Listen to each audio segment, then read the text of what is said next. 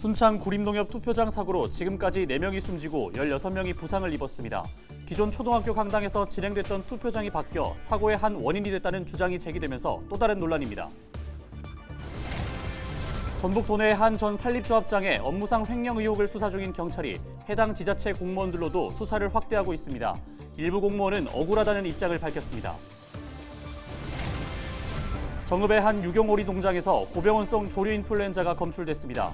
전라북도는 10일 소성면의 한 유경오리 농장에서 H5N1형 고병원성 조류 인플루엔자가 확진됐다고 밝혔습니다. 부안군 상설시장 근처에 길거리 포장마차가 문을 열었습니다.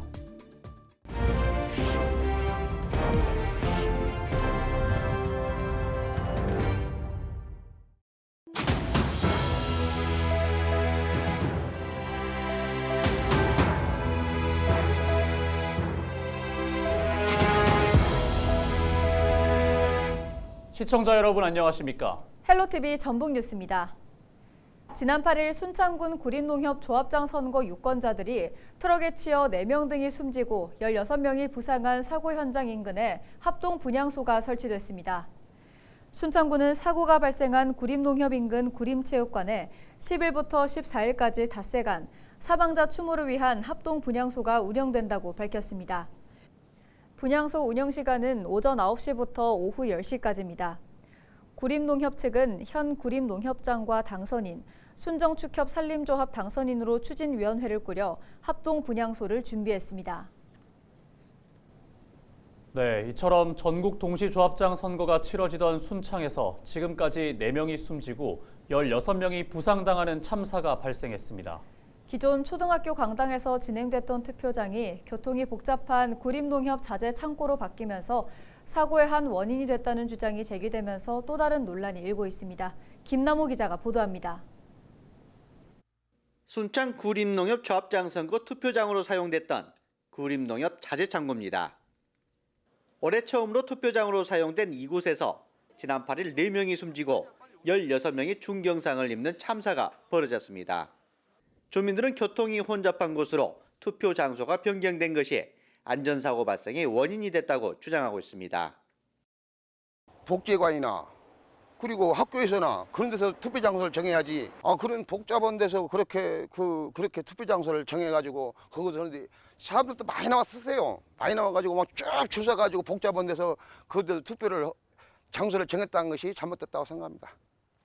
지난 2019년 선거에서는 구림초등학교 강당이 투표소로 사용됐습니다. 투표 장소 변경 이유에 대해 선관위 측은 코로나19 여파로 학교 강당 사용이 불가능해졌기 때문이라고 밝혔습니다. 구림초등학교 강당이 조합장 선거 말고도 이제 공직선거에서도 투표소로 사용이 됐었는데요. 2020년도에 이제 국회의원 선거까지만 사용을 했어요.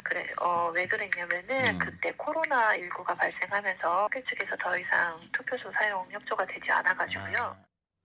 코로나19 여파로 투표 장소를 바꿔야 하는 불가피한 상황이 발생했지만 안전사고 예방을 위한 조치가 미흡했다는 비난은 피하기 어려워 보입니다. 헬로티비 뉴스 김나호입니다.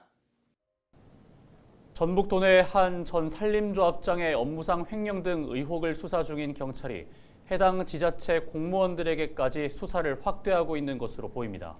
지난 명절을 앞두고 산림조합 측으로부터 고가의 선물을 받은 혐의로 최근 간부급 공무원들이 잇따라 경찰 조사를 받은 것으로 전북방송 취재 결과 확인됐는데요. 일부 공무원은 취재진의 질문에 다소 억울하다는 입장을 밝혔습니다. 정명기 기자가 단독 보도합니다. 전북 도내의 한 산림조합. 이 산림조합에서 재선 조합장을 지낸 A씨는 업무상 횡령 등의 혐의로 경찰 조사를 받고 있습니다. 지난 2020년 전라북도는 도내 시군 산업단지 주변에 수십억 원을 들여 미세먼지 차단을 위한 숲을 조성 중이라고 밝혔습니다. 이 사업과 관련해 A 전 조합장은 납품 내역을 허위로 꾸미는 등 사업비를 부풀려 수억 원을 빼돌린 혐의를 받는 것으로 알려졌습니다. 경찰은 석 달 전 A씨의 자택과 사무실, 차량 등을 압수수색하기도 했습니다. 이런 가운데 최근 해당 지자체 간부급 공무원들이 잇따라 경찰에 불려가 조사받은 것으로 확인됐습니다. 지난해 추석 명절을 전후로 산림조합 측으로부터 고가의 임산물을 받았다는 의혹을 받는 것으로 알려졌습니다. 경찰이 산림조합장에 대한 수사를 확대하면서 수사 대상에 포함된 것으로 보입니다. 이런 의혹에 대해 한 간부 공무원은 산림조합 측에서 선물을 인편으로 집 앞에 갖다 놓은 것 같은데 그대로 내버려뒀다는 취지로 해명했습니다. 청탁금지법, 이른바 김영란법은 공직자 등이 받을 수 있는 선물 비용을 5만 원으로 제한하고 있습니다. 그렇지만 직무로 얽힌 사이면 원칙적으로 단 1원도 주고받으면 안 됩니다. 경찰 관계자는 구체적인 혐의 등에 대해 현재 수사가 진행 중이기 때문에 확인해 줄 수 없다고 말했습니다. 헬로티비 뉴스 정명기입니다. 정읍의 한 유경오리 농장에서 고병원성 조류 인플루엔자가 검출됐습니다. 전라북도는 10일 정읍시 소성면의 한 유경오리 농장에서 H5N1형 고병원성 조류 인플루엔자가 확진됐다고 밝혔습니다. 이 유경오리 농장은 지난달 말 고병원성 AI가 발생한 토종 땅 농장에서 약 2km 떨어진 곳입니다. 전라북도는 앞서 초동대응팀을 해당 농장에 투입해 출입을 통제하고 살처분 역학조사 등 선제적 방역 조치를 했습니다. 또 반경 10km 내 가금 농장 50여 곳에 이동 제한 조치를 내리고 정밀 검사하고 있습니다. 부안군 상설시장 근처에 길거리 포장마차가 문을 열었습니다. 부안군이 주변 상권 활성화를 위해 포장마차 운영을 시작했지만 상인들은 개선이 필요하다는 의견입니다. 이나라 기자의 보도입니다. 부안 상설시장 입구 쪽에 작은 포장마차 3곳이 나란히 들어섰습니다. 꼬치구이부터 통닭, 일본식 문어빵인 다코야키와 같이 젊은이들이 좋아할 만한 음식을 팔고 있습니다. 부안군이 상권 활성화를 위해 지난달부터 매주 목, 금, 토요일마다 길거리 포장마차를 운영하는 겁니다. 소식을 들은 사람들은 포장마차를 방문하려고 일부러 시장에 왔습니다. 이거 한다길래 왔어요. 이런 데가 별로 없는데 생기니까 좋죠. 하지만 아쉬움도 있습니다. 포장마차는 점심부터 문을 열고 준비한 재료가 다 떨어지면 문을 닫는데 그 시간대가 오후 4, 5시입니다. 반짝 영업을 하고 문을 닫는 겁니다. 시장 상인은 사람을 더 모으기 위해선 포장마차의 짧은 운영 시간을 늘려야 한다고 말합니다. 저 길거리포차 생김새 좋지. 쭉 있어야 되는데 그거 하나만 떨려 거가 있으니 그거 뭐 되겠냐고. 또 그것도 하려면 계속 해야 되지. 뭐 주말만 오고 주말 평일에는 하지도 안 하고. 누가 그거 주말에 저거 먹었다고 주말 기다렸다가 오고 쭉 해야지. 되든 장사가 되든 안 되든. 포장마차 3곳의 운영자 모두 본업이 있어 매일 영업하기는 어렵다고 말합니다.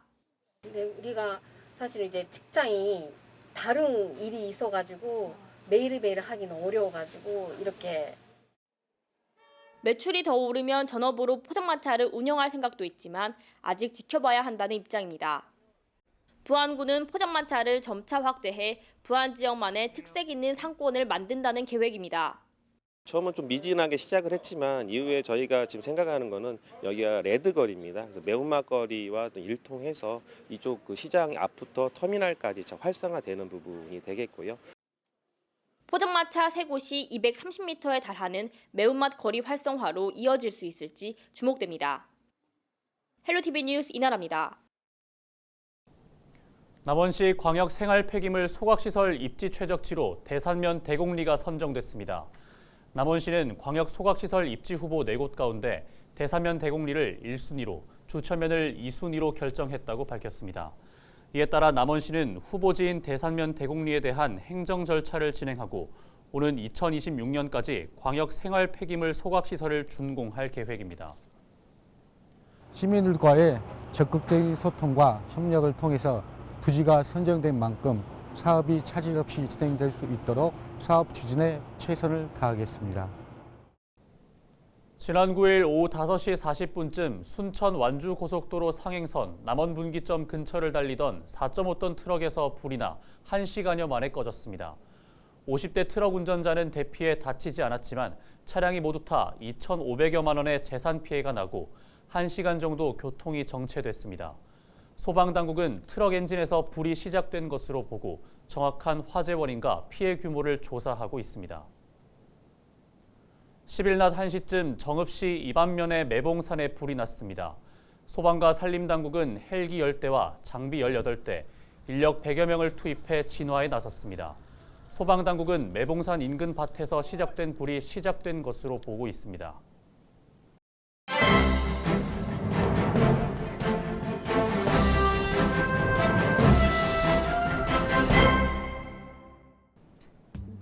신문 브리핑 전북 도민일보 기사입니다.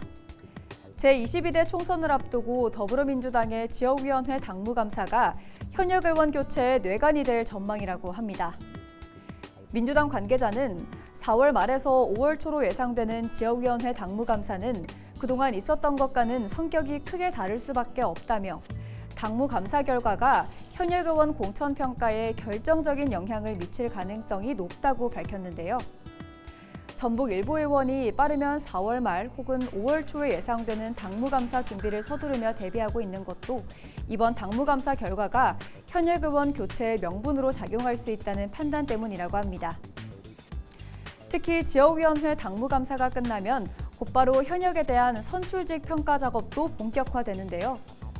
민주당 초선 의원은 여야 정당의 공천이 공정성 확보를 이유로 시스템 공천을 강조하고 있지만 행정이나 법률 영역과는 달리 정치 특성상 일정한 틀을 만드는 국역화와 정형화를 하기는 힘들다고 합니다. 당무감사 평가가 주관적으로 이뤄질 가능성이 큰 만큼 그 결과는 선출직 평가에 영향을 미칠 수 있다는 건데요. 재선 의원도 민주당의 공천 관행을 들어 지역위원회 당무감사 평가 작업뿐만 아니라 선출직 평가 모두 당헌 당규대로 될 수 없고 당자와 당 지도부 의중 등 정치적 문제가 개입될 수밖에 없다고 신문은 전했습니다. 지금까지 신문 브리핑이었습니다.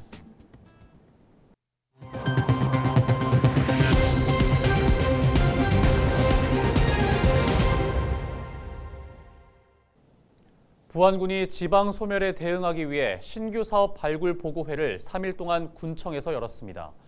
이번 보고회를 통해 부안군은 주거 조성과 육아, 돌봄, 출산 등 여러 분야에 대해 170여 건에 달하는 사업을 발굴했습니다.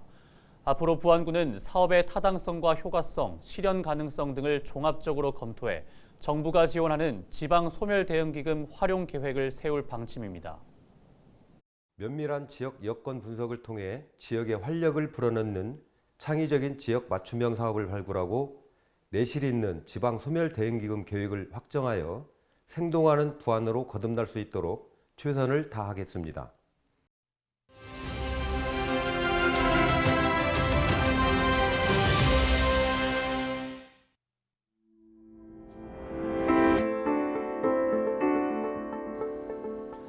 실내 마스크 착용 의무가 해제된 지 한 달하고도 열흘 정도가 지났습니다. 이제는 거리를 걷다 보면 마스크를 안 쓴 사람이 쓴 사람보다 훨씬 많이 보이기도 하죠. 방역당국은 다음 주 중앙재난안전대책본부 논의를 거쳐서 현재 남아있는 대중교통 마스크 착용 의무 해제를 논의할 계획입니다.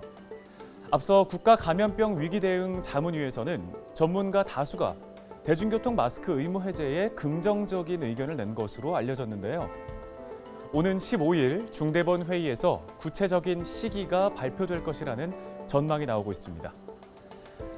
그렇게 되면 이제 마스크 착용 의무는 의료기관과 약국, 감염 취약시설만이 남게 되는데요. 일부 전문가들은 의료기관은 의심 환자나 고위험군의 동선을 분리하기가 힘든 만큼 신중하게 판단해야 한다고 말하고 있습니다. 이제 3년하고도 2달째입니다.